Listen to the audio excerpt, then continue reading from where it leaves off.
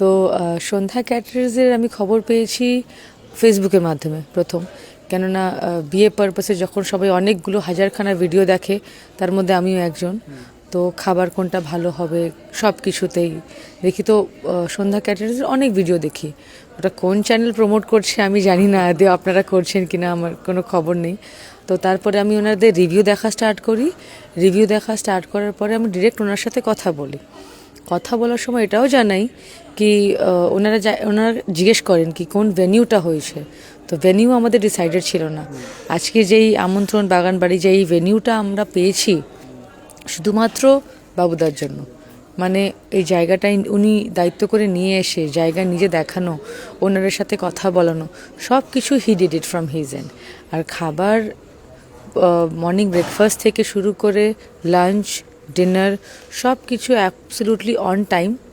মানে উনি যদি বলেন 6:30 তো 6:30, মানে 1:30 যদি লাঞ্চ হবে তো ওটা 1টার সময় রেডি হতে পারে, কিন্তু এটা 2টো হয়নি, রাইট। আর প্রত্যেক গেস্ট খাবার খেয়ে বলেছেন খুবই ভালো। উনি নিজের মতো করে ছিলেন, ঠিক আছে। এখন উনি সেলিব্রিটি হয়ে গেছেন, সব জায়গায় একটু একটু করে দেখা দেন আর কি। তো আমি বলেছিলাম যে দাদা আপনাকে এখানে থাকতেই হবে। তো উনি সকালবেলাও ছিলেন, দুপুরবেলা ছিলেন না দাদা, দুপুরবেলাতেও ছিলেন, আর সন্ধেবেলাতে তো এসেই গেছেন। মানে ওভারঅল ম্যানেজার রেখে তবুও উনি নিজে এসে সমস্ত দায়িত্বটা পালন করেছেন। বিকজ আমি ওনাকে বলেছিলাম দাদা আমি একা হাতে সব করছি। দাদা আমাকে মাঝে জিজ্ঞাসা করছো ভালো লাগছে, খুশি হচ্ছ? আমি বলছি খুশি হওয়ার সময় নেই আমার কাছে, কেন এত কাজ। কিন্তু ওই খাবারের দিকটা আমাকে একদম চোখ ফিরে তাকাতে হয়নি, বিকজ দাদা ওখানে ছিলেন টেক কেয়ার করার জন্য। তো উনি সমস্ত কিছু খুব ভালো করে হ্যান্ডেল করেছেন এখন, এবং এত কোঅপারেটিভ। রাত 1টা বাজে আমাদেরকে সবে খাইয়ে এখন উনি আছেন।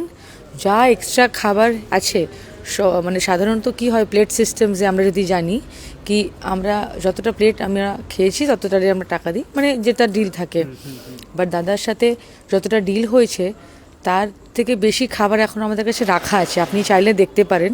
ওই সমস্ত খাবার দাদা আমাকে রিটার্ন করে দিয়েছেন। আমি এখন ভাবছি নিয়ে যাব কি করে, খাওয়াবো কাকে। কিন্তু উনি বলেছিলেন যা এক্সট্রা হবে আমি দিয়ে দেবো। তো উনি সেটা, আমি ভেবেছিলাম সমস্ত লোকে এসে খাবে, এনজয় করবে, কিন্তু লোকে খেয়ে শেষ করতে পারেনি এত খাবার, ঠিক আছে। তো উনি কোনো দিক থেকে কম হয়নি, যেটা কম এটা বেশি না। সমস্ত খাবার কোয়ালিটি টপ নচ, সেটা আপনার মাটন থেকে হোক কিংবা আপনার পাবদা, যেগুলো আপনি যদি ট্রাই করে থাকেন আপনি জানবেন। তো কোয়ালিটিও ভালো, কোয়ান্টিটিও ভালো, অ্যাজ ওয়েল অ্যাজ ওর টেস্ট। যে বিশ্বাস আর ভরসা করে আপনি দিয়েছিলেন, বিশেষ করে সোশ্যাল মিডিয়াতে ভিডিও দেখে। একদম একদম একদম না, দেখুন সোশ্যাল মিডিয়ার মাধ্যমে আজকাল অনেক কিছুই হচ্ছে। তো আপনি যখন একজনের সাথে কথা বলেন তখন আপনি বুঝতে পারেন যে মানুষটা কতটা জেনুইন। তো আমি যখন ওনার সাথে কথা বলি, মানে উনি নিজের ব্যবসার থেকে বেশি কনসার্ন হয়ে গেছিলেন যে আমার কয়েক মাস পরে বিয়ে আর আমার জায়গা এখনো হয়নি, ভেনিউ। তো উনি নিজের ব্যবসাটা ভুলে গিয়ে উনি তখন আমাকে হেল্প করলেন আগে ভেনিউ। তো জায়গা মানে খাবারটা তার পরে। তো এই বললাম না, একটা বললো দিদি খাবার যখন ইচ্ছে হয়ে যাবে কিন্তু জায়গা আপনি পাবেন না। তো তখন থেকে উনি আমাকে হেল্প যে করলেন, তো এই জন্য আমার ওনার ওপর বিশ্বাস আরও করতে ইচ্ছে করেছে যে মানুষটা নিজের ব্যবসা ভুলে উনি আমাকে হেল্প করছেন। Thank you so much. আমি সন্ধ্যা ক্যাটারার্সকে আর স্পেশালি বাবুদাকে, মানে আমার কোনো বাক্য, মানে বলে না বাক্যহীন, আমার কাছে কোনো বাক্য নেই ওনাকে থ্যাংক ইউ বলার জন্য। Thank you so much.